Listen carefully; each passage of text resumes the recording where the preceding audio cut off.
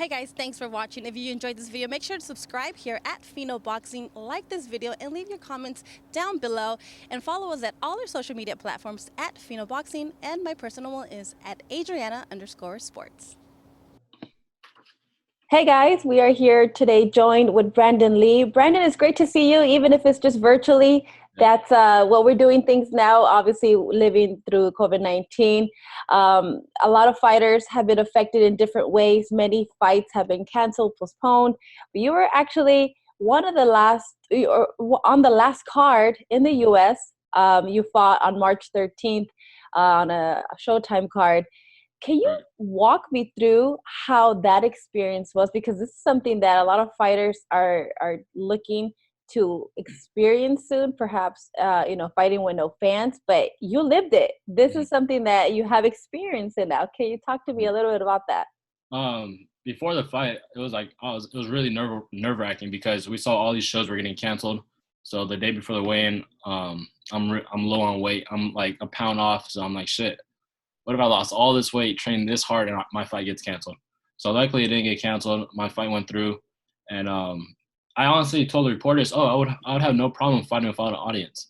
But not until I actually fought without an audience, I actually I didn't like the feeling. I felt like if there was an audience, my adrenaline would have been pumping more, and I would have went for the kill much sooner. So when fighters talk about obviously performing in front of their fans, they mention they feed off that energy. But obviously we want our boxing back, and they're willing to fight without fans, and you did it yourself. But you do feel the difference though. You're telling me that you feel you could have gone for the kill earlier. Just it does affect you in a sense. Yeah, most definitely. I mean, it affect me a lot. The one positive thing, I was able to communicate with my dad, with my trainer during the fight. He'd be like, "Oh, he's about to throw this." I'm like, "Yeah, I see it." So that's the only positive thing. But other than that, nothing's positive. Well, that's something that we might be seeing a lot more lately now. Once boxing comes back, there's talks about fights obviously starting first with no fans, and then going to the next phase of bringing some fans. But going back to March 13th, you were able to knock out Camilo Prieto on the third round. What does that victory do to help you move up the ladder at 140 pounds?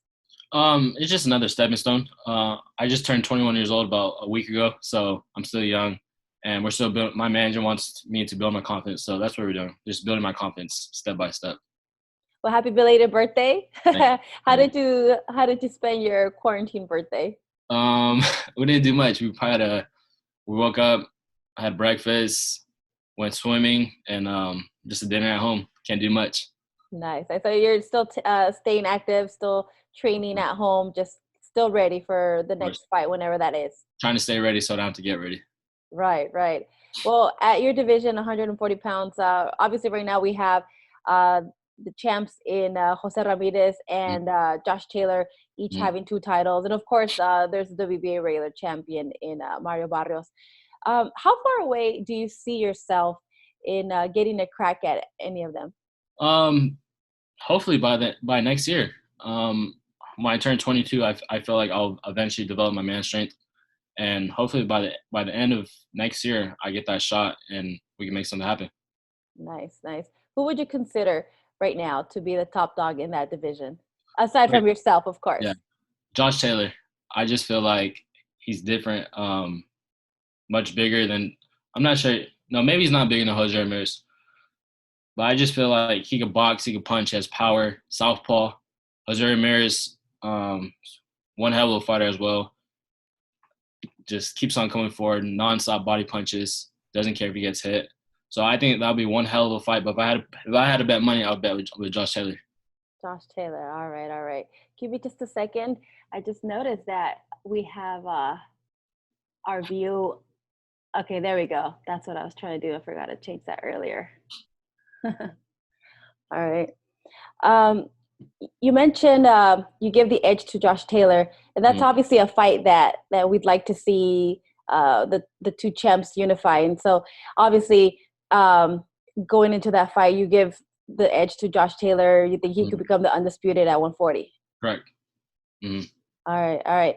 Now, if we go back a little down memory lane, and we look back into your amateur experience, there's a couple names that that stand. I mean, there's so many fighters, but I know you defeated Nikina Ababe. There's a loss against Ryan Garcia. Have you talked to anyone about possibly making a rematch and getting that revenge on that defeat? No, I'm not looking at my amateur. I feel like I don't need revenge, but if it comes, if they're offering me on a plate, we're gonna take that. We're gonna take that fight.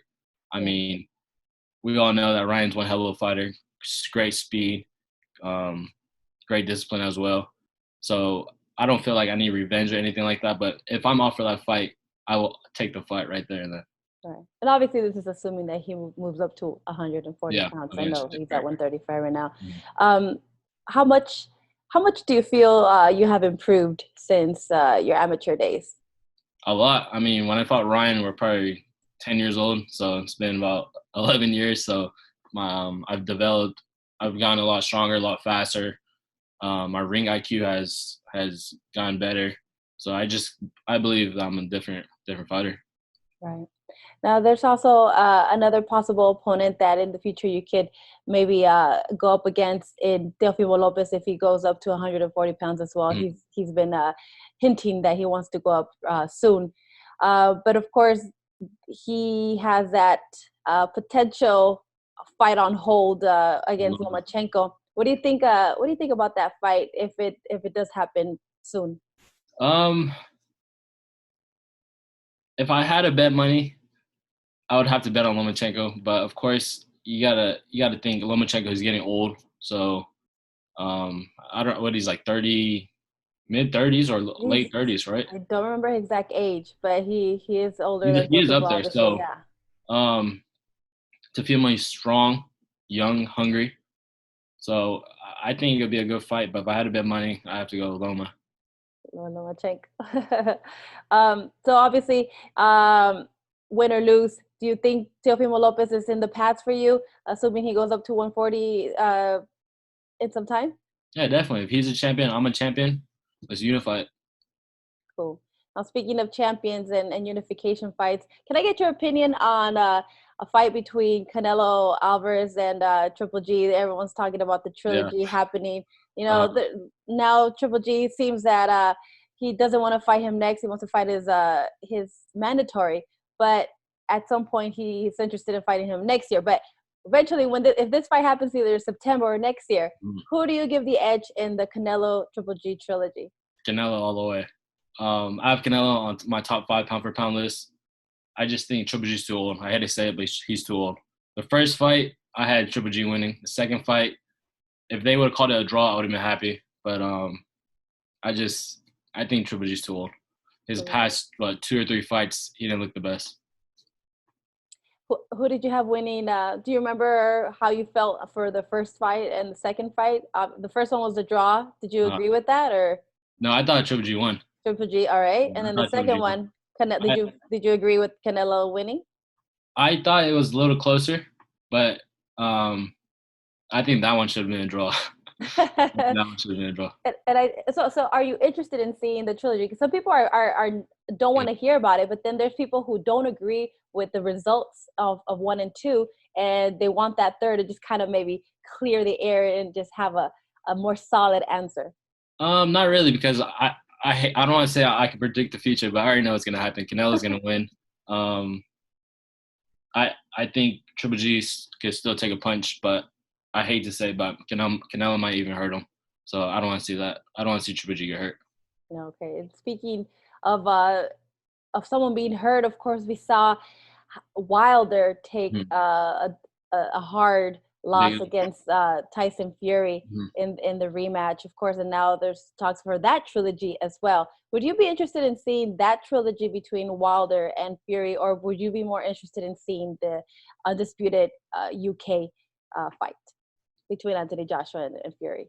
I'd rather see Fury and Wilder.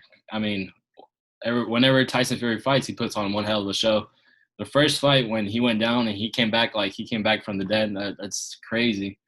And the second fight, I mean, he was putting hands on Wilder, but Wilder kept coming back with punches and bunches. So hats off to Wilder, and I think a third fight would be that would be freaking something great. All right. Well, we'll definitely see how those fights develop. Right now, boxing is in a little uncertain stage, Yeah. but we hear more and more about it coming back. Of course, hopefully next month in like kind of like how you had your fight with no fans. So we'll see Mm-hmm. how that goes. I do want to ask you. I've seen online a lot of people see some similarities, or they kind of compare you to Bruce Lee. How often do you get that? I get that all the time on my Instagram. I have people messaging me saying that, oh, you look like Bruce Lee. You're the next Bruce Lee. You're the boxing of Bruce. You're the Bruce Lee of boxing, and that's a huge compliment because Bruce Lee was a legend. So I'm just blessed. By any chance, was he an idol of yours growing up, or is it just kind of now that you've grown up that people uh, make the similarities between you guys? Well, he was my dad's idol. So I feel like over time he's adapted to become my idol because his work ethic. So I admire his work ethic, and that's everything. Nice, nice. And obviously, this past weekend was the Cinco de Mayo weekend. Mm-hmm. Many of us should have been in Vegas for the Canelo fight. Should have been Canelo versus Billy Joe Saunders. Um, Speaking of this Mexican holiday, are there any Mexican fighters uh, that you looked up to growing up and admired? Of course, Chavez, the father, the OG Chavez, Barrera, Eric Morales, and if I'm not looking at their style, I'm looking at the way they fight, the way they think mostly, like that. Oh, I'm gonna hurt you. So I'm looking at the way they think. Of course, I'm taking some of their skills, but mostly the way they think, their attitude, and try to adapt that into my style. Right. Very nice. Well, um, definitely. We cannot wait for boxing to come back. We can't wait to see you back into the ring. It's you one of the very few fighters who have that unique experience of fighting with COVID-19 going on. No fight fans. So, any advice for these fighters that might be fighting next month under the circumstances that you already have experienced? Um, don't tell the reporters that the audience is not going to affect you because it is, and you just got to go in there and you gotta. I guess you gotta hype your own self up instead of having the audience hype you up. You gotta hype yourself up. Right. Well, we'll definitely see how everything turns out. Brandon, thank you so much for taking the time Thank to you. talk to us. We really appreciate it. And I hope you stay safe and ready for the next fight whenever that comes around. Thank you. Thank you. I hope you stay Thank you safe so as much. well. Thank Thank you. you. We'll do. Bye. Take care. Hey guys, thanks for watching. If you enjoyed this video, make sure to subscribe here at Fino Boxing, like this video, and leave your comments down below. And follow us at all our social media platforms at Fino Boxing, and my personal one is at Adriana_sports.